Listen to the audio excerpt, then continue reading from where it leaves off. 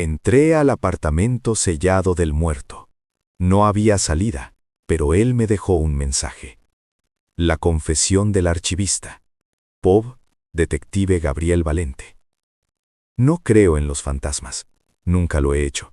Mi trabajo como detective de homicidios es anclarme a los hechos, a las pruebas, a la lógica.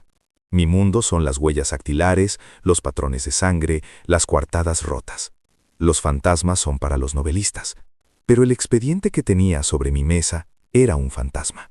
El caso de Javier Olmos, un archivero municipal jubilado, desaparecido, sin dejar rastro, y con todos los ingredientes de una historia que a nadie le gusta investigar. Un viejo, solo, sin enemigos aparentes y un escenario imposible. Eran las 3 a.m.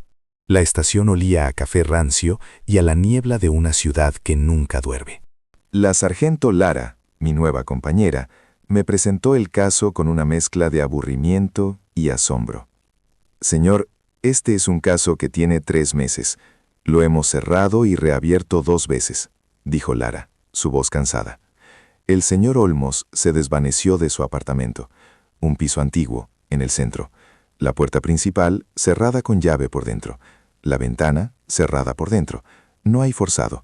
La policía tuvo que forzar la puerta principal. ¿Y? Pregunté, revisando las fotos del apartamento. Todo pulcro, demasiado pulcro. Y en la mesa del comedor, un plato a medio lavar, un libro abierto en la página 154 de Crimen y Castigo, y una taza de té, con calor residual, según el primer agente, como si se hubiera esfumado en el aire. Mi frustración era palpable. Un caso de habitación sellada sin explicación. La teoría inicial fue que el hombre saltó al patio interior, pero no había cuerpo, no había rastro, nada. ¿Por qué lo reabrimos?, pregunté. Lara suspiró. El departamento de archivos encontró una nota de su puño y letra escondida en un microfilme. Decía, no puedo confiar en ellos, estoy cerca de la verdad. Si me pasa algo, busquen mi último archivo. ¿Su último archivo?, repetí, sintiendo un escalofrío que no tenía que ver con la temperatura de la sala. Un archivero es el guardián de los secretos, Lara. Y si este hombre tenía un último archivo, significaba que había desenterrado algo grande. Lo primero que hicimos fue ir al apartamento de Olmos. Caminé por las habitaciones. Olía a polvo, a papel viejo, a la lavanda de una colonia pasada de moda. La frustración de no encontrar nada físico era un nudo en el estómago. Me detuve en la mesa del comedor. El libro, la página 154. Abrí Crimen y Castigo por esa página. Raskolnikov, el asesino, se esconde en su habitación, torturado por su conciencia. La taza de té, Lara, dije, señalando el posavasos donde había estado. El calor residual. Si Olmos bebió su té, se sintió seguro. Se sentó a leer. No estaba planeando suicidarse. No estaba planeando huir. Algo pasó en ese instante. Pero, ¿cómo se fue?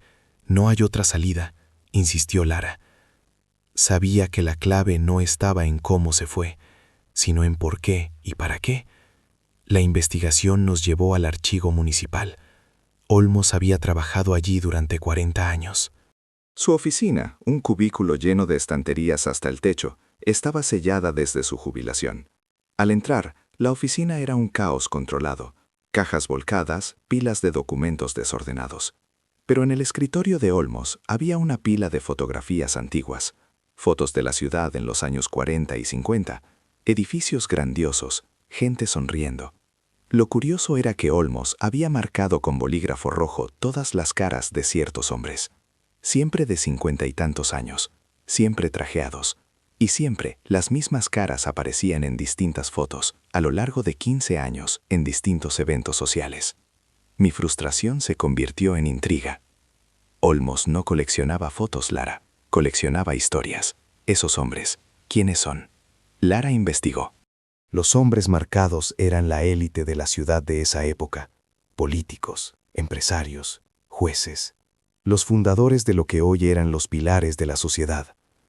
En el reverso de una foto de 1952, donde uno de esos hombres sonreía con una pala en un evento de inauguración, Olmos había escrito una palabra en microescritura: ceniza. Ceniza. Repetí. El fuego. El fuego siempre borra los crímenes. Y allí, en el expediente del archivo, encontramos un rastro.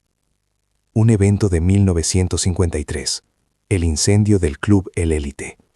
Un centro social exclusivo que se quemó hasta los cimientos, matando a 3 personas. Se cerró como accidente eléctrico. Pero Olmos había dejado una nota escondida en el expediente original. No fue eléctrico, fue intencional. Un borrado. Mi corazón se aceleró. Olmos, el archivero silencioso, estaba a punto de desenterrar un crimen de hace 70 años, y alguien lo había silenciado. El vuelco de la verdad. La frustración de la cámara sellada seguía atormentándome. Si Olmos estaba tan cerca de la verdad, ¿cómo lo sacaron de allí? ¿Cómo lo silenciaron sin dejar rastro? Volví al apartamento, volví a la mesa. Crimen y castigo, página 154. La clave no era la ausencia, sino la presencia. La taza de té con calor residual. Lara, dije, si Olmos estaba bebiendo té, se sentía seguro. Si se esfumó, fue instantáneo. La única forma de que alguien entre en una habitación sellada por dentro y desaparezca sin forzar la puerta es si la puerta nunca fue la entrada real. Mi mente de detective se puso en marcha. Los edificios antiguos de la ciudad tenían secretos en su arquitectura. Requirieron los planos originales del edificio. Allí estaba.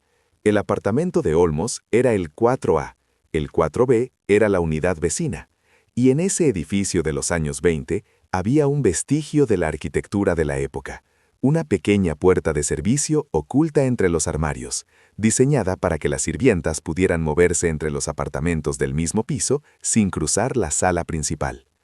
Olmos, el archivero de los planos, lo sabía. Forzamos la puerta del 4B, que estaba vacío. En el armario de la cocina encontramos la puerta de servicio tapiada. Rompimos el yeso y allí estaba, la entrada. No estaba Olmos, pero estaba su último archivo. En el suelo del armario, Olmos había grabado en la madera, con una navaja, un mensaje final. Ceniza igual oro. Fuego de 53. Y lo más importante, el nombre del asesino. Era el nombre de un anciano muy respetado, miembro de la fundación de la ciudad, un pilar de la sociedad, uno de los hombres de las fotos de 1952. Olmos había conseguido la confesión, o la prueba. Había estado tan cerca. El fantasma que vindicó la verdad. Mi frustración se convirtió en una mezcla de respeto y admiración. Olmos no se había suicidado. No había huido. Lo habían secuestrado. Pero no había muerto en vano. Lo sacaron por aquí, Lara. Inconsciente. Deduje. Quizás con gas cloro. Un fumigador. Por eso el rastro de la banda. Lo sedaron. Pero Olmos despertó. Se dejó la taza caliente y el libro abierto para indicar que no se había ido voluntariamente. Y dejó la clave, el camino de migajas, para que nosotros termináramos su trabajo. Arturo Olmos nunca fue encontrado. Se convirtió en la pieza que faltaba en su propio caso. Un fantasma que había resuelto un misterio desde el silencio. Pero su último archivo era una bomba. La investigación sobre el Club El Élite fue reabierta. El anciano de la foto de 1952 fue detenido por el crimen de hace 70 años, basándose en la prueba que Olmos le había robado. Mi frustración de la primera noche se había transformado. Yo creía en los hechos, no en los fantasmas. Pero Olmos me enseñó que a veces, un fantasma es solo una verdad tan poderosa que se niega a morir. Y mi trabajo, mi deber, era escucharlo. Y darle justicia. Esto es Stories Talks. La historia del detective Valente y el archivero Olmos nos enseña que los archivos no son solo papel, son la memoria de los crímenes que la élite quiere olvidar. Si te apasionan los misterios históricos o crees que la burocracia oculta crímenes más grandes, esta comunidad es para ti. suscríbete y activa la campanita. Si la idea de que un hombre dejó la clave de un asesinato en un libro y una taza de té te pareció brillante, déjanos un like. Y ahora comenta. Queremos saber tu opinión. ¿Cuál crees que fue la prueba de oro que Olmos logró robar del archivo antes de su desaparición? ¿Una carta? ¿Un recibo? ¿O un plano de la propiedad incendiada? Te leemos.